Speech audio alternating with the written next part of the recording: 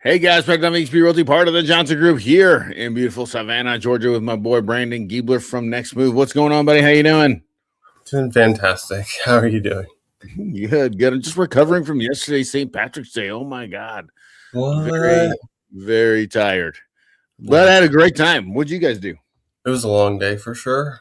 Super early. A we just, lot we just, earlier than you're used to, right? yeah.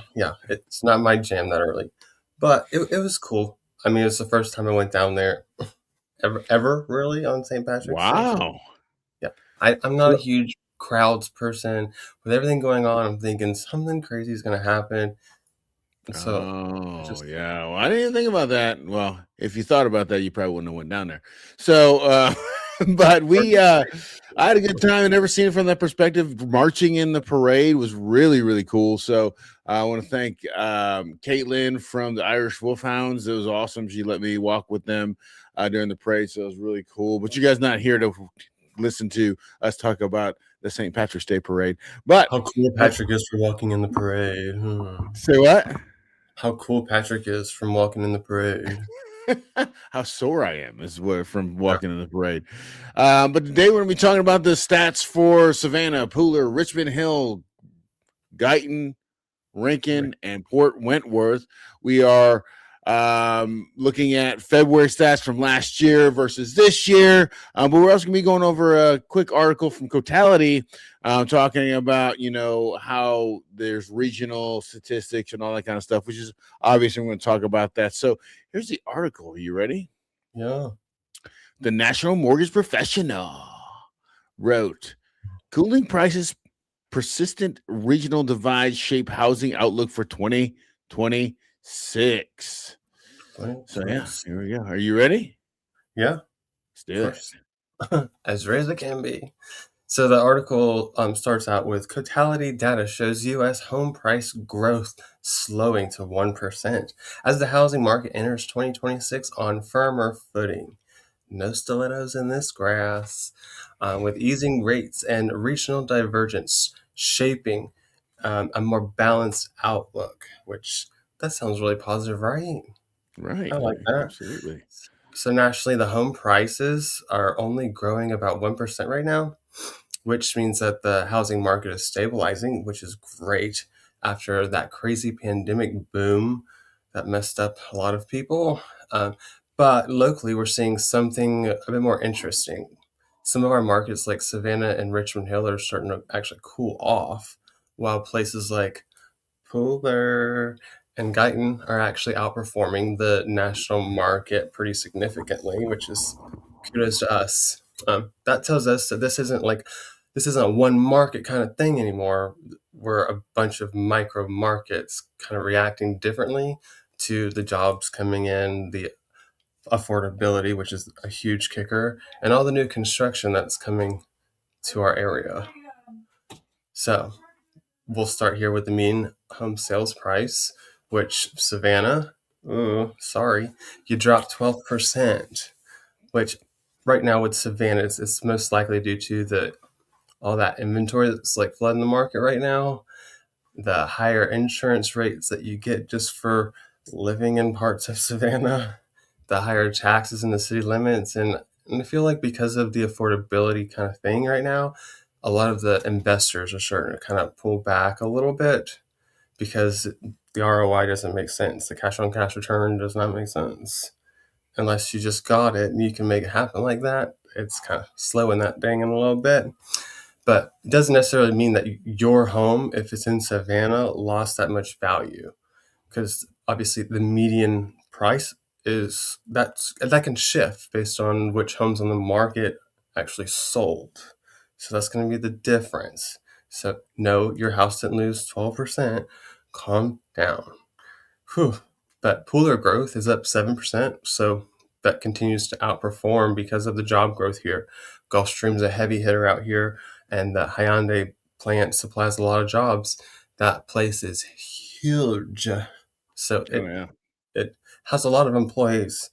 We got a lot of new housing stock, a lot of that suburban migration. So going from the rural to the suburban, like we have a lot of that going on right now, and then we're barely, better affordability than Savannah, but Pooler is outperforming the national market significantly. So it's cooler and cooler, I guess.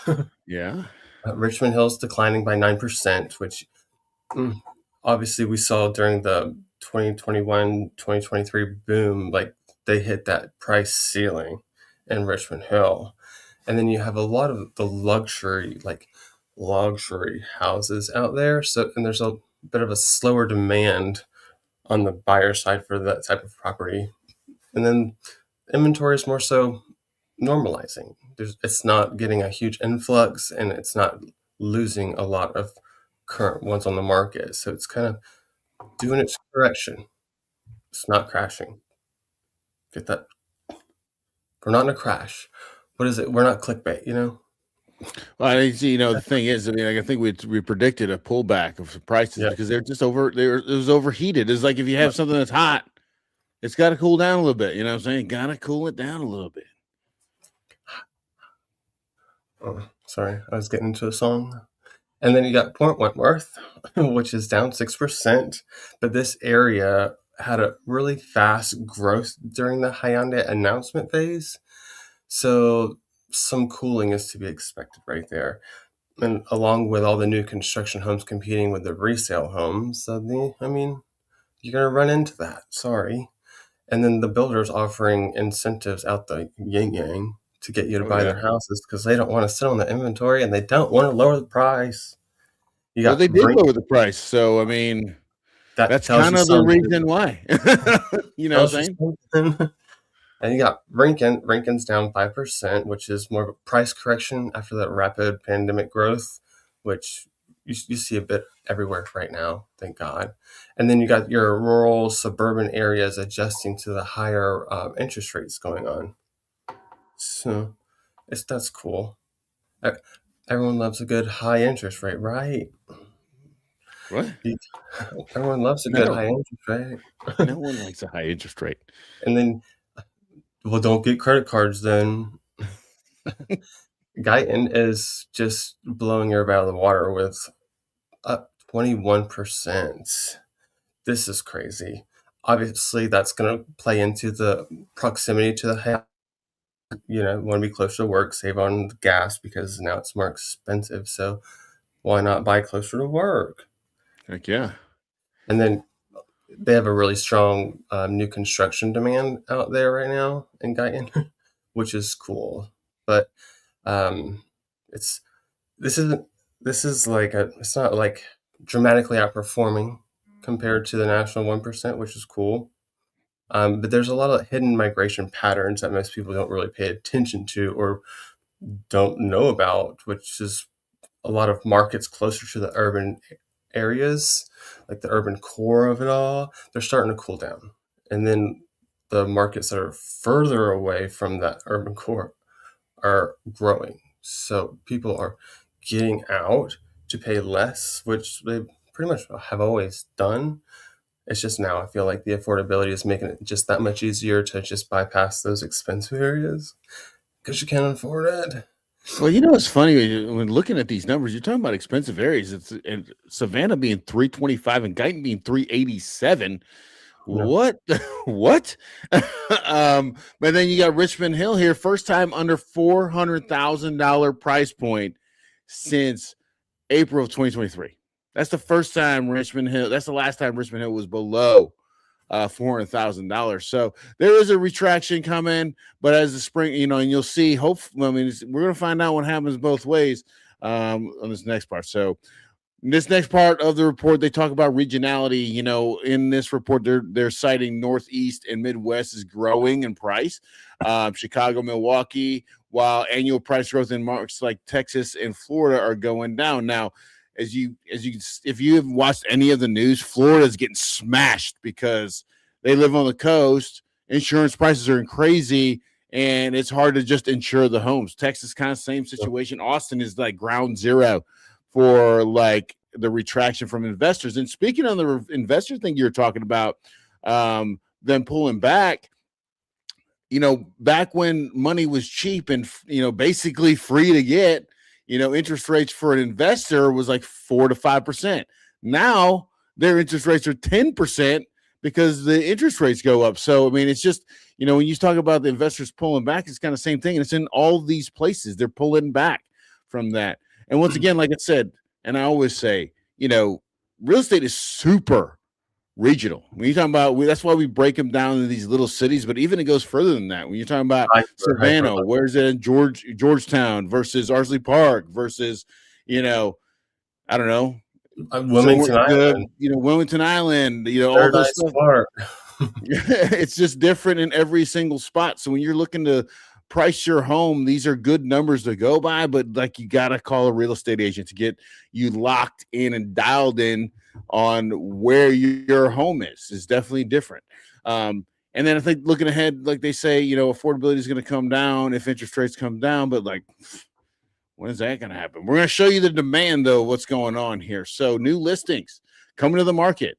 In Savannah, less homes coming to the market from last year, February to this year, February. You know what I'm saying? Which is a little bit surprising. As we head into the spring market, you expect, to be, at least the same. You know what I'm saying? Yeah. In Pooler, you see new listings are coming to the market. Richmond Hill, 18%. Port Wentworth, 29%. Rincon, 31%. And Guyton, 36%. This is telling you everybody's starting to relist their homes. When last year they tried to sell it, couldn't get their price that they wanted, right? They pulled it from the market, and now they're starting to come back. And I think I've said this on many videos. All of the homes are coming back to the market. Hopefully they listen to their real estate agent and they got them prepared. We're going to be talking about, getting ready for the market and all that good stuff. Here's another one, homes for sale. As you can see, huge homes for sale in Savannah, up 25% from last year. Pooler up by 17%. Richmond Hill went down. Port Wentworth went down. As you see, the other areas, Rincon's up by 76%, up by 49%. So if you're a home seller, this is your competition. They're on the market already, okay? If you're a buyer, this is good news for you because it just means more homes on the market gives you more negotiating power. And actually, you don't have to rush in to buy a home immediately. You like a home, you can actually take a second to think about it and then be like, you know what, maybe it doesn't check all the boxes. Maybe I'll look some more. So this is a really good sign for buyers. I mean, I didn't say it's bad for the sellers, Brandon. I mean, I feel like we're coming back to what we used to be, right? Right. Not so psychopath. I mean, we're coming back to where it's a balanced market, which since I've been in real estate, it's never been a balanced market. The sellers always had control of what's going on. Now, you could have negotiated some stuff back in the day, but now we're back to negotiating. If you're a buyer, negotiate. If you have a real estate agent and they don't tell you to negotiate, I'm telling you, you are in control. You got the wrong one. I'm just saying. They should be telling you to negotiate almost everything. And I'm telling us what I'm telling my buyers. We're going to negotiate closing costs, and then sellers are doing that stuff. So it's working. I'm not just saying negotiate just to negotiate. No, sellers are negotiating. And you'll see why. We're going to talk about that here shortly.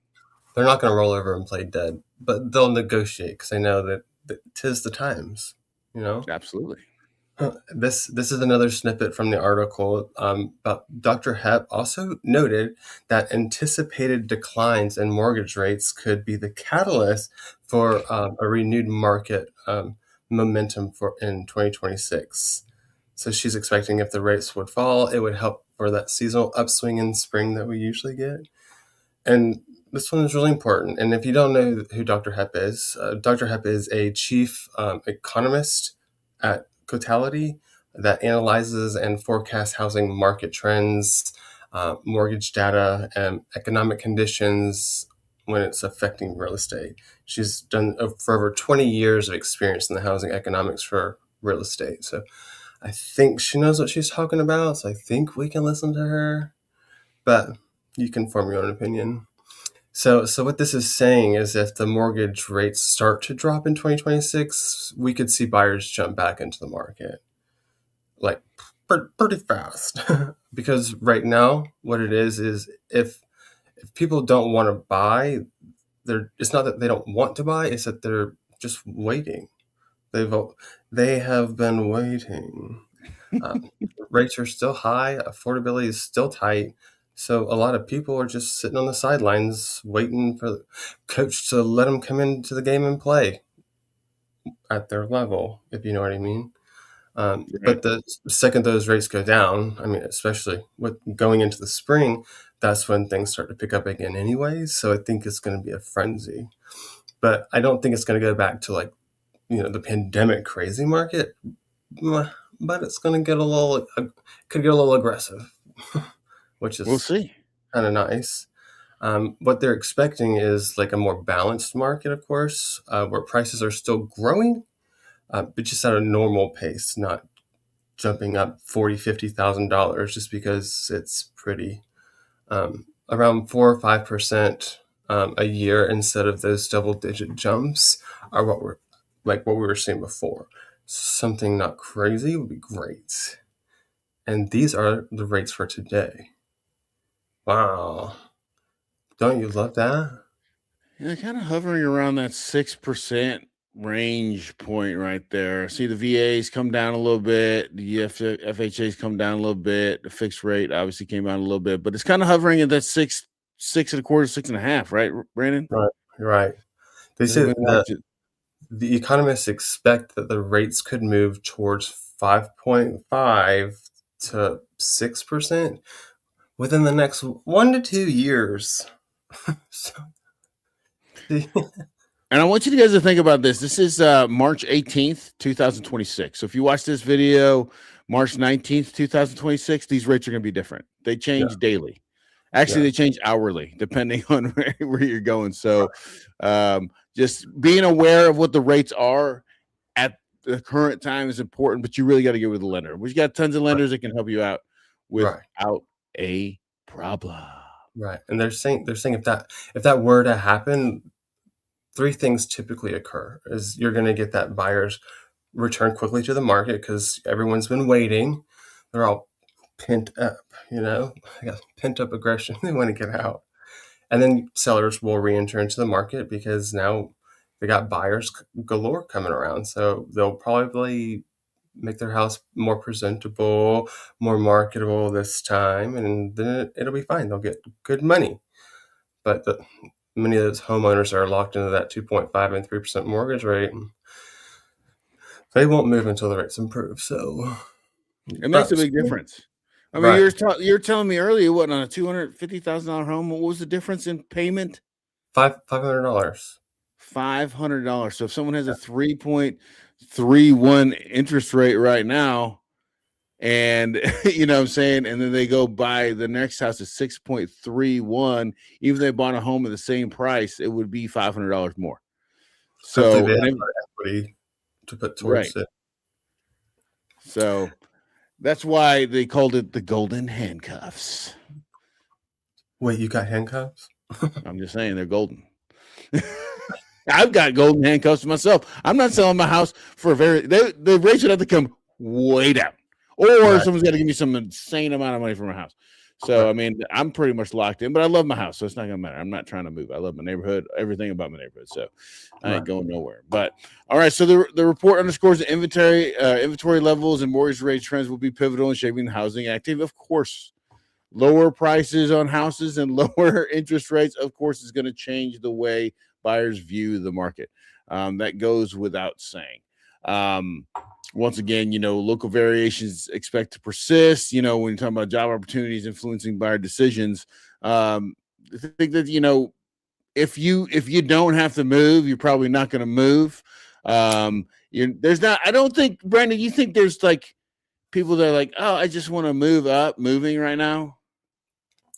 If you Um, had that 3% interest rate, you're probably not just randomly moving, right? I think that's probably on the back burner for people that are not in the 1%. Right.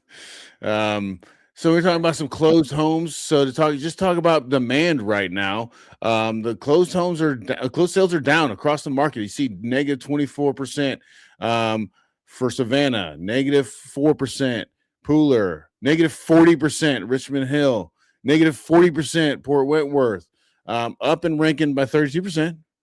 Bright spot, and I think that has to do with there's some brand new townhomes that were selling pretty quick up there off of 21. But then you got Guyton 31%. So closed sales are not, they're not doing great as of last year, February. They're Richmond down. Hill, Huh? Richmond Hill -40. You know why? The caught wind of that nickel plant. People are Oh man, God, don't say that. Don't say people are like hard pass. So we're going to go over days on market and price per square foot and what that means and why it's important to you guys. So days on market is obviously how long it takes from listing date until the home closes, and price per square foot is how much per square foot your house is worth according to the data. You know, Yeah. not emotions, but both tell us how strong or weak the buyer demand really is. It's often more accurate than the median price, because the median price pretty much just goes off of current homes for sale that have sold kind of thing, so it doesn't really tie into your house specifically. But when this number rises, it means that the buyers are taking longer to make their most important decision ever, and there are more options available because people got to move too, and now that there's crazy bits of inventory coming on, you got more options. So sellers have less leverage. You got to be on your game. You got Savannah up 19% at 82 days. Pooler's up 33 days at 100 days. And then you got Richmond Hill up 14% at 100 days. Point Wentworth's up 76% at 93 days. You got Rankin up 11% at 82 days. And Guyton's only up 3%. Good for you, Guyton, at 90 days, which, Well, at a minimum, though, you're going to be on right, the market 82 days right. So minimum. the market's slowing slightly. That's obvious with the numbers. So homes are just taking a little longer to sell everywhere, and I mean it's fine. It's fine, but it's consistent with the higher rates. Like, people don't want to risk it or gamble it if they are going to have to pay more money. Oh, no one likes that. But the numbers are still rel- normal, relatively speaking, to the historical side of things. Before the pandemic, the housing boom and the average days on market was 90 to 120 days. So we're not far off. No. Everything's coming a little bit back together. So even though the numbers have And- increased, the market is actually returning to a normal speed. We're not dying or collapsing. Jesus Christ. which is good because you It's want it good. normalizing here, Yeah, not frenzies and then droughts. Because I mean, it's the past 3 years is the least amount of homes is sold since 1995. right, Like every year, the past 3 years has been the least amount of homes since 1995 right, or the year before, I guess. You know what I'm saying? right. So then with the price per square foot, so we're seeing that homes are taking a little bit longer to sell compared to last year, which tells us buyers are being more careful or just being more smart, and they don't feel like they have to do something. But when you look at the days on the market and the price per square foot, areas like Pooler and Effingham County are actually still growing, which is good. So buyers are continuing to move outwards to find a more affordable place close to jobs and everything like that. So if you think about it, Savannah is slightly cooling off, which is consistent because of the higher insurance costs, the more listings coming on the market. Like, it is what it is. Sorry, Savannah. Sorry, Savannah. Pooler is still strong and stable, up 2% price per square foot. So the demand is still strong here. People still want to live here, and our homes retain their values in Pooler.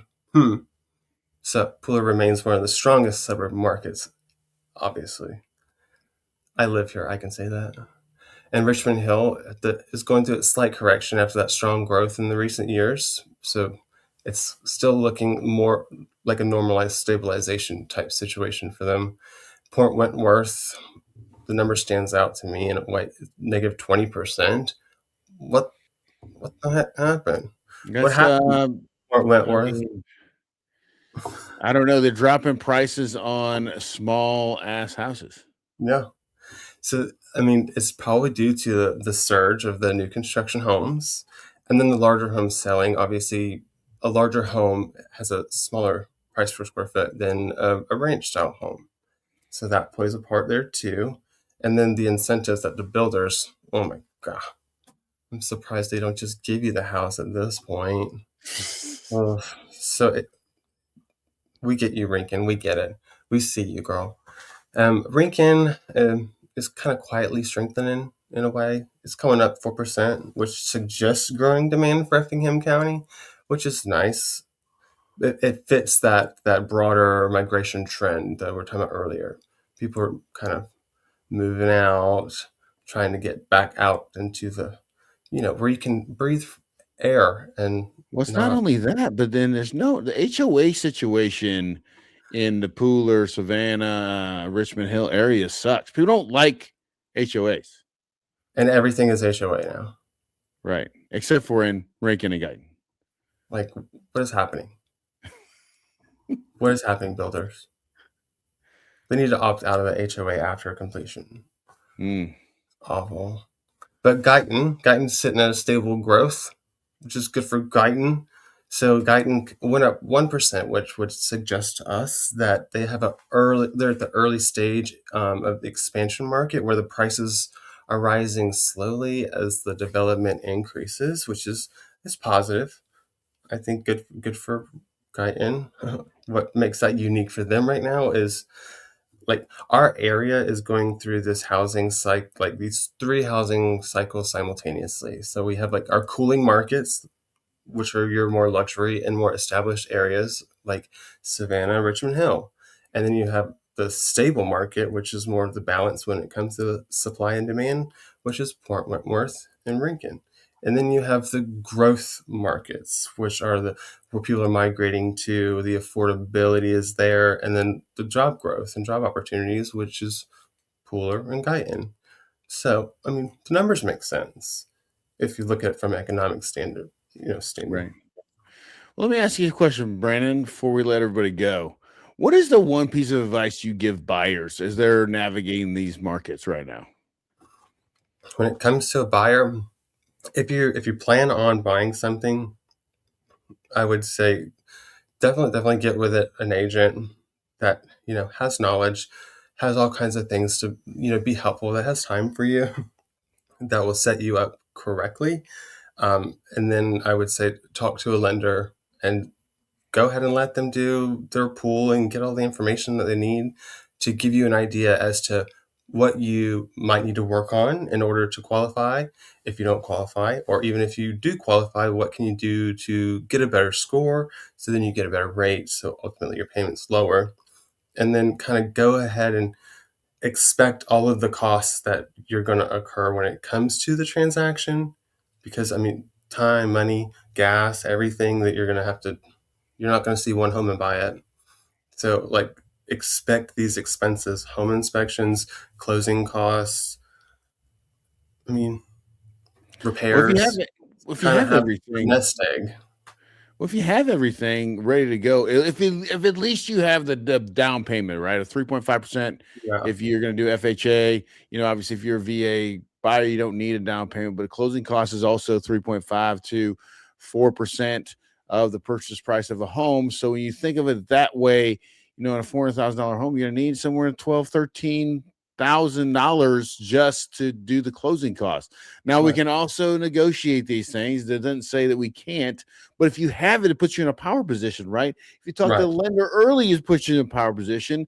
And I want you to think about this. The rates, and I'll show you one more time. The rates change every single hour.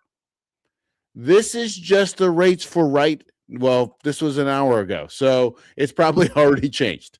Okay. You're not shopping rate against rate when you're talking about lenders because they can all have the same rates.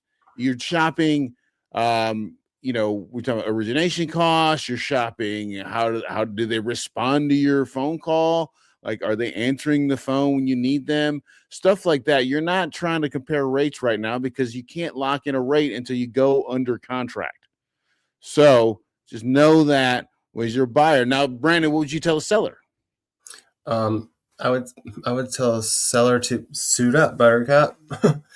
This is not, you can't just be like, I want to sell my home. Put it out there.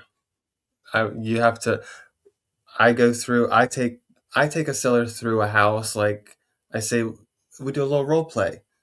Everyone likes a little role play, and I say we're going to walk through your house as if you were buying this house, and we're gonna collect ammo to use against the seller.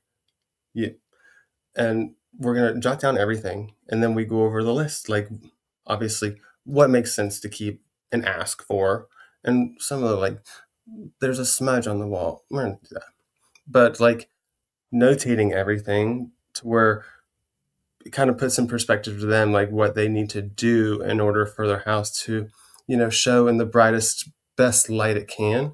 That way, when buyers do come in, they're not like, well, they liked it, but they saw this and this. And then there's this pristine house right down the street, and it's less money apparently, and then it's gone.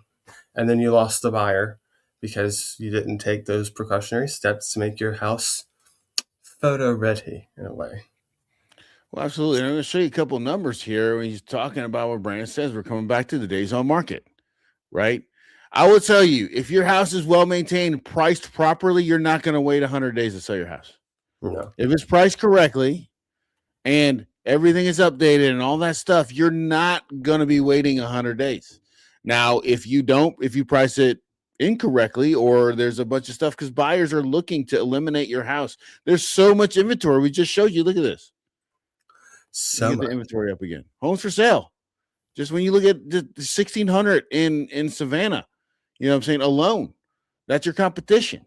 So, I mean, if they're ready to go and you're not, guess what happens? You get moved to the back of the line and get moved back to the line. So I would say update the paint on your walls. No one wants to think like no one wants to, and I hate to say this because it sounds stupid, but if you have purple walls and they're just thinking about, man, I'm gonna have to paint that thing. How many Purple's coats of very primer? niche.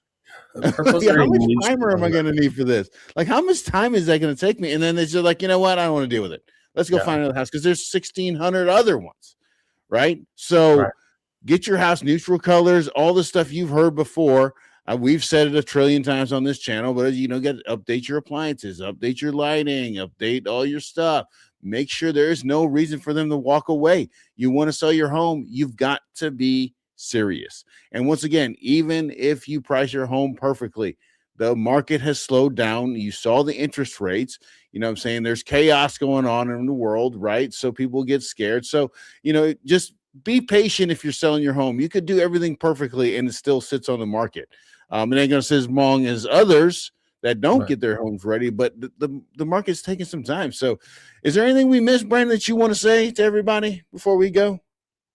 I think I covered everything that I would like to say.